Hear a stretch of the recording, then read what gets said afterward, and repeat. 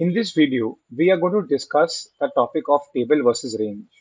Now, let us start with this statement that by default, whenever you are working in Excel, you are working with a range of cells. And very important, a table has to be explicitly defined. Let me explain this in detail by giving you an example. Now, if I simply ask you the definition that what is a table is a series of rows and columns. Let me show you an example. In this case, I will just take some random rows and I will simply do a paste. Now, if I ask you a simple question that according to you, the data which you see in front of you, is this a table, yes or no? Pause the video, have an opinion, and then resume the video once again. The answer is no. By default, this data is not a table. Let me explain. Step number one, suppose I simply do a Step number one, suppose I use the sum formula and I take the total of the column, which is total revenue. Now, my question is, there you go. I have from the row number 33 to the row number 44. If I add an additional row, will my formula automatically get updated? So currently, my formula is only talking to the 44th row. So the question is, if I add a new row automatically over here, will this formula change to show me the data for in the 45th row? Let me try. I simply take this information. I will do a copy once again. I will come back here. I will do a paste.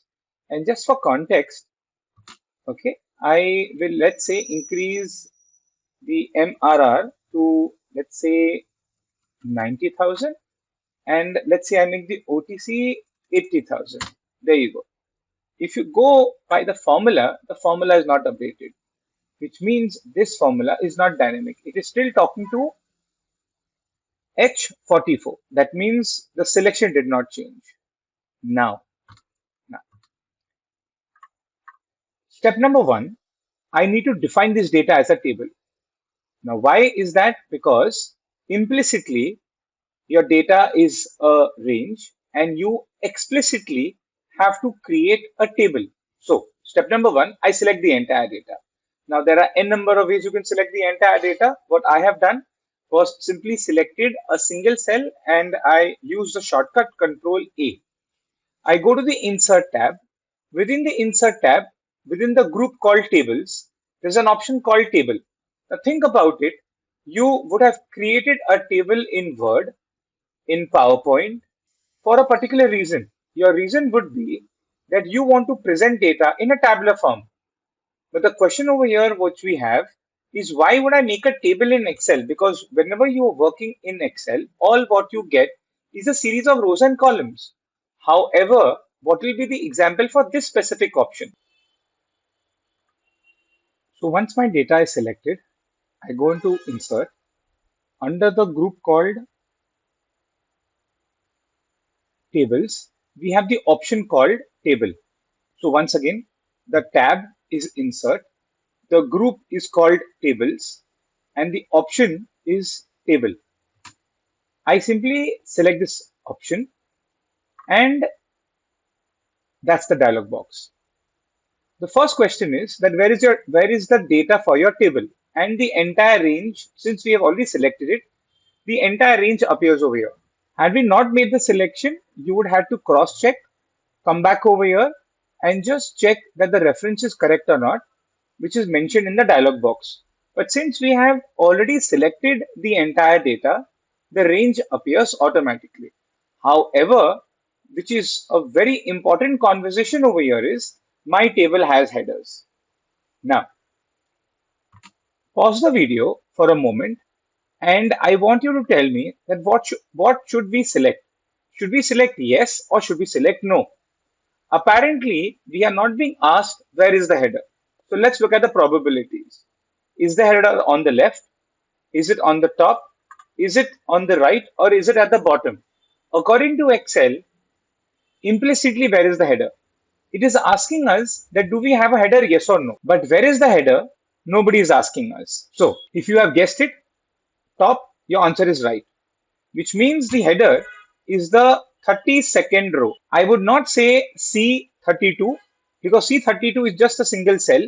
You have the header in the 32nd row, which means C, D, all the way till H.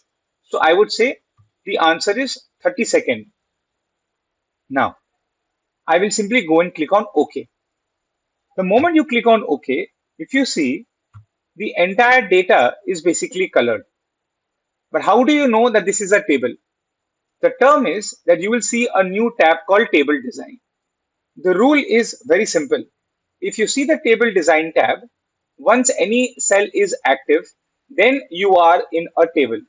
But remember, you will only see the table design if you have selected any cell within the table. For if I simply click outside, now the Table Design tab disappears. So, step number one, you need to select any single cell. After selecting any single cell, do you see the Table Design tab? If the answer is yes, then where you are is basically a table. If you do not see the Table Design tab, that means the data is not a table. The data could be a range because right now the conversation is only between a table or a range. By default, it's a range. Now, keeping any one cell selected within the table, I go to the Table Design tab. Within the Table Design tab, I go to the group called Properties. Within the group called Properties, I have the option called Table Name. Every table has to have a name. This name is not been given by me. This name has been given by Excel. The rule is that we cannot give a space within a table name. So I will simply give it temp_1. I can give an underscore, no spaces allowed, and no special characters. Special characters like @ exclamation mark, they are not allowed. I press enter. Now, this particular table has been given a name called temp1. Now the question is that how can we use this temp1? But before I go ahead, I want to reaffirm the conversation of table versus range. When we are working in Excel, you have to explicitly create a table. By default, the data is a range.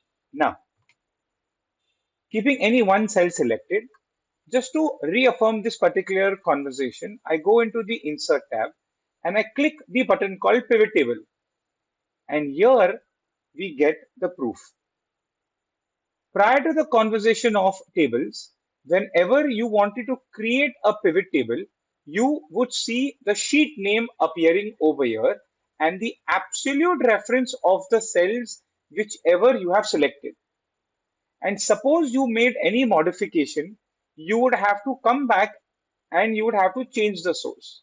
For example, if you had data 100 rows, you have created a pivot table. After creating a pivot table, somebody has sent you another 40 more rows, which means 100 plus 40. Now you have 140 rows, but your pivot table will not automatically resize. Within your pivot table, you have to press the change data source and change the number 100 to 140 and then refresh a pivot table to get the new data. However, that need not be done if you are working with a table. A table will automatically get resized. But yes, you will have to press the refresh button. But by showing you this option, we reaffirm the conversation of table versus range, that a table has to be explicitly defined. How can we use a table name for calculations? I can start with an equal to sign. Then I will write the formula called sum. I want to refer to the column called total revenue, but the column total revenue is within the table called table 1. But in our case, we have already renamed the table to temp_1. So for us, we will simply write TE. Now, very important, look at the icon. It is not an FX. FX stands for formula. This is the icon for a table. I will press tab. What will tab do? Tab will complete the formula for me. But now I do not want to add all the numbers within this table. No, I want to go into a specific column. Which column do I want to refer? I want to refer to the column called total revenue. Remember, we are not referring to the column called H. We are referring to the column total revenue, which is residing within the temp underscore one table. So now I have to press the square bracket. The square bracket is the option to the right of P for Paris. Now, the moment I hit the square bracket, I will get all the column names. So I want to take the total of total revenue. I will double click. I have to make sure that I close the square bracket. So the square bracket is open and the square bracket is closed. Now I will close the round bracket and I will press enter. Now what is the advantage? The advantage is that if I come ahead and I, let's say, add a new row, example 25. Okay, let's say I got this as again subscription, but this time MRR is 89,000 and the OTC is 85,000, where I get 174,000. This number automatically updates. There you go. And the same is applicable for your pivot tables, your VLOOKUPs, your aggregations. All your formulas will automatically update. And not only this, a table is a series of rows and columns, which means if I simply come here equal to this particular cell multiplied by 10%, and if I hit the enter button, look, I do not need to double click and I do not need to drag. The entire column is calculated for me. But the rules are two columns cannot have identical names. For if I try to do that, I will not get an error. But look at this. I copied the name from the H column, total revenue, and I have given the same name to the I column over here. The moment I press enter, it automatically renamed this column to 2. The reason being, two columns in the same table can never have the same name. Now, the question is, suppose I add a row which is not immediately after the last row. For example, the last row where I have data is the 47th row. Let's say I leave the 48th row. I go to the 49th row and I add information.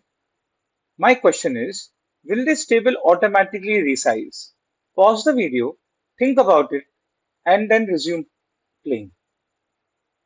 The answer is no.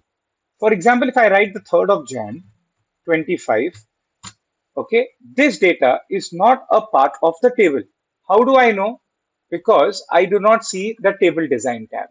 Now, the question is that I want to resize my table so that the last row should automatically become a part of my table. Step number 1, anything pertaining to the table should be from table design. So I go to the table design tab. And how do I get the table design tab? I need to stand within the table. If I stand outside, look, my table design tab disappears. So once again, I select a single cell. My table design tab reappears. This time to the extreme left, I have the group called properties and I have the option called resize a table. So when I say resize a table, it says the header must remain in the same row and the resulting table range must overlap the original table range, which means you can resize from the left, you can resize from the right, you can resize from the bottom. You cannot resize from the top. Why? Because you have headers. Now I will simply come over here, refrain from using the left and the right arrow. Simply I will do a backspace and I will add the number 9. 47 had data, 48 is a blank row, 49 is the data. I simply go and click OK. Now this row is a part of my table. Obviously, this empty row will also be a part of my table because the definition of a table is a series of rows and columns and not alternate rows and columns. Now, the last topic. Suppose I do not want a table. Remember, we started the conversation with that either your data is a table or it is a range. So once again, I go to table design and here I get the option convert to range. Now, when I go and click on convert to range, it will give me an option asking me, am I sure that I want to convert to range? My answer is yes. Now, the formula which was appearing previously is still working. But this time it will change and you will not see the table and the column name, whereas you will see the reference of the cells, and this formula is not dynamic. What do I mean by not dynamic? If I add a new row into my table, the formula over here now will not update. Why? Because this is a range. So, a quick summary. We started the conversation with table versus range. By default, we are working with a range because a table has to be explicitly created. Where did we create it? Under the insert, under the group called tables, the option called table. And the hint over here is that whenever you are working with a transactional level data, you will always convert it into a table. Whereas we cannot convert a summarized level data into a table. No.